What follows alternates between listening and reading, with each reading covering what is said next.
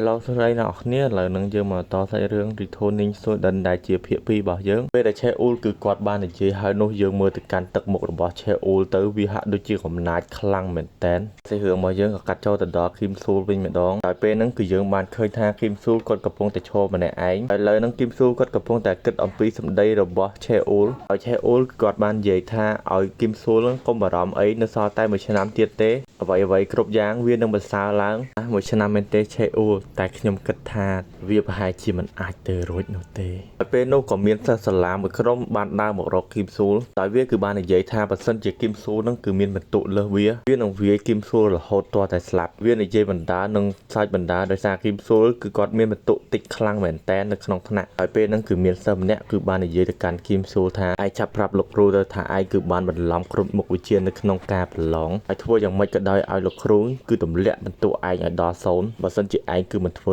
តាមយើងនោះទេប្រហែលជាឯងអាចនឹងស៊ីលីមួកឬក៏ស៊ីបាតជើងរបស់យើងឯងគឺបានយល់អំពីអ្វីដែលយើងនិយាយដែរទេ Kim Sul ពេលដែល Sul គឺបានលើសិស្សម្នាក់ហ្នឹងគឺបាននិយាយគម្រាមមកកាន់គាត់នោះគាត់ក៏មិនហ៊ានប្រកែកជាមួយនឹងសិស្សម្នាក់ហ្នឹងដែរដោយគាត់គឺបានគិតនៅក្នុងចិត្តថាបើសិនជាគាត់គឺធ្វើបែបនេះប្រហែលជាគាត់នឹងត្រូវគេដកចេញហើយមួយទៀតគាត់នឹងបាត់បង់សិស្សនៅក្នុងថ្នាក់ម្ដងមួយរហូតទាល់តែអស់គាត់នឹងមានសម្ពាធនៅក្នុងថ្នាក់អ្វីគ្រប់យ៉ាងដែលគាត់គឺខំធ្វើពីមុនមកនោះវានឹងរលាយសាបសូន្យទាំងអស់ហើយតែខ្ញុំនឹងគឺត្រូវរស់រានមានជីវិតនៅក្នុងឋាននរកមួយនេះមែនទេបើសិនជាឲ្យខ្ញុំគឺរស់នៅក្នុងឋាននរកមួយនេះរយៈពេល1ឆ្នាំនោះតើខ្ញុំនឹងមានអារម្មណ៍បែបណាទៅសូមនិយាយកន្លែងនេះបន្តិចបើសិនជាអ្នកនរគ្នាធ្លាប់ត្រូវគេប៊ូលូអ្នកនរគ្នានឹងយល់ពីអារម្មណ៍មួយហ្នឹងហើយអារម្មណ៍មួយហ្នឹងវាឈឺចាប់កម្រិតណាពេលដែលសិស្សមកថ្នាក់ហ្នឹងគឺស្អប់មកកាន់យើងទាំងអស់គ្នាហើយសាច់រឿងរបស់យើងក៏បានកាត់ចូលទៅដល់ Cheul ម្ដងតែពេលនោះយើងក៏បានឃើញថា Cheul គាត់កំពុងតែដកបារីយកមកជក់ដោយទឹកមុខរបស់ Cheul ហ្នឹងពិតជាកំណាចខ្លាំងមែនតែននៅពេលដែលគាត់កំពុងតែជក់បារីនោះយើងក៏បានឃើញថាកូនចៅរបស់ Han Taeso គឺបានដកលុយ 10000 វ៉តទុកមកឲ្យទៅកាន់ Cheul ដោយវាគឺបាននិយាយថាឲ្យវានឹងគឺសុំទោសផងបើសិនជាក្មេងៗទាំងអស់នោះព្រមទាំង Kim Sul នឹងគឺជាមិត្តភ័ក្តិរបស់ Cheul នឹងជាលុយដែលពួកវានឹងគឺបានយកពីក្មេងៗទាំងអស់ហ្នឹងឲ្យ Cheul នឹងគឺយកទៅទិញសម្លៀកបំពាក់ឬក៏យកទៅចាយវាអ្វីក៏បានដែរតាមដែលចិត្តរបស់ Cheul ចង់ប៉ុន្តែម្យ៉ាងគឺ Cheul កុំធ្វើបាបមកកាន់វាទៅបានហើយវាគឺមិនអីនោះទេបើសិនជាឯងគឺមិនបានវាយទៅកាន់ Kim Sul នោះចឹងឯងគួរតែឆាប់ចេញពីកន្លែងនេះទៅនៅពេលដែល Cheul គឺគាត់បាននិយាយហើយនោះគាត់ក៏បានដកបារីនឹងយកមកជក់ដោយគាត់កំពុងតែគិតអំពីសម្ដីរបស់ Kim Sul ហើយ Kim Sul គាត់បាននិយាយថារបស់គាត់មកពីគាត់នឹងគឺលេងបាល់ទេប៉ុន្តែ Cheul គឺគាត់មិនបានជឿលើសម្ដីរបស់ Kim Sul នោះទេដោយសារតែគាត់គឺដឹងអំពីចរិតរបស់ Kim Sul ច្បាស់ខ្លាំងមែនតើនៅពេលដែល Cheul គាត់កំពុងតែគិតនោះយើងក៏បានឃើញថាអ្វីម្យ៉ាងគឺបានធ្លាក់នៅក្រោយខ្នងរបស់ Cheul ដែលធ្វើឲ្យ Cheul នឹងគាត់ពិតជាភ្ញាក់ផ្អើលខ្លាំងមែនតើហើយ Cheul គឺគាត់មិនបានដឹងទេថាម្នាក់នោះគឺជា Kim Sul នឹងឯង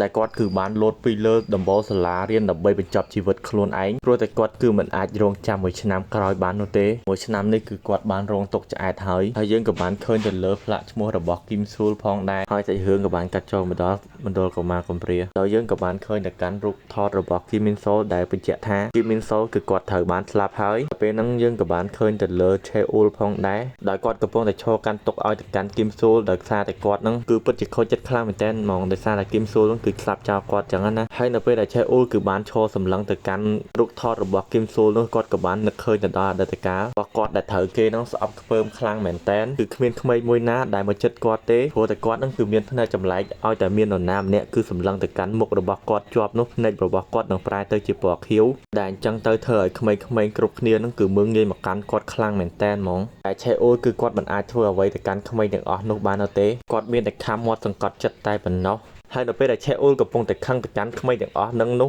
ស្រាប់តែមានក្មេងប្រុសម្នាក់គឺបានដើរមករកគាត់ហើយក្មេងប្រុសម្នាក់នោះគឺជា Kim Sul នឹងឯងដែលគាត់គឺបាននិយាយលេងជាមួយនឹង Cheul ពេល Cheul គឺបានឃើញថាមានក្មេងគឺមកលេងជាមួយនឹងគាត់នឹងគាត់ពិតជាភ្ញាក់ផ្អើលខ្លាំងមែនតើហ្មងពីព្រោះតែក្មេងៗគ្រប់គ្នានឹងពិតជាស្អប់មកកាន់គាត់ខ្លាំងមែនតើពីព្រោះតែគាត់នឹងគឺមានកែវភ្នែកចម្លែកតែបើជាក្មេងប្រុស Kim Sul នឹងគឺចង់លេងជាមួយនឹងគាត់ទៅវិញពេលដែល Cheul គឺគាត់បានលឺដូច្នេះគាត់ពិតជាសប្បាយចិត្តខ្លាំងមែនតើព្រោះតែគាត់គឺមិនដែលមានមិត្តភ័ក្តិឬក៏គ្រួសារនោះទេហើយ Kim Sul នឹងហៅគឺជាមិត្តភ័ក្តិដំបងរបស់គាត់ហើយគាត់ពិតជាស្រឡាញ់ Kim Sul ខ្លាំងមែនតើគាត់ក៏បានចាប់ទុក Kim Sul នឹងគឺជាគ្រួសាររបស់គាត់ផងដែរ ដោយឆេអូលកំពុងតែគិតរឿងគឹមស៊ូលហើយនឹងគាត់បណ្ដានឹងមើលទៅកាន់រូបភាពរបស់គឹមស៊ូលបណ្ដាគាត់ពិតជាសោកស្ដាយខ្លាំងមែនទែនដែលគាត់គឺមិនអាចមើលថែទៅកាន់គឹមស៊ូលបានព្រោះតែគាត់នឹងគឺស្រឡាញ់គឹមស៊ូលដូចជាគ្រួសាររបស់គាត់អញ្ចឹងទៅធ្វើឲ្យគឹមស៊ូលគឺគាត់មិនអាចធ្វើចិត្តបានទាល់តែសោះពេលដែលឆេអូលគាត់កំពុងតែគិតនោះយើងក៏បានឃើញនៅនារីម្នាក់ដែលនាងកំពុងតែដើរមករកឆេអូលយើងមើលទៅកាន់ទឹកមុខរបស់នាងទៅសង្កត់ស្ងាត់ខ្លាំងមែនទែនដោយពេលហ្នឹងនូណាគឺនាងបានសួរទៅកាន់ឆេអូលថាហេតុអ្វីបានជាគឹមស៊ូលសម្រាប់ចិត្តយកការស្លាប់ទៅវិញនាងពិតជាសោកស្ដាយទៅកាន់គឹមស៊ូលខ្លាំងមែនទែនមិនគួរសោះដែលគឹមស៊ូលគឺជ្រើសរើសបែបនេះពេលដែលឆេអូលគឺបានឮថាលូណាគឺបានសួរគាត់ដូច្នេះក៏បានឆ្លើយតបទៅកាន់នូណាវិញថា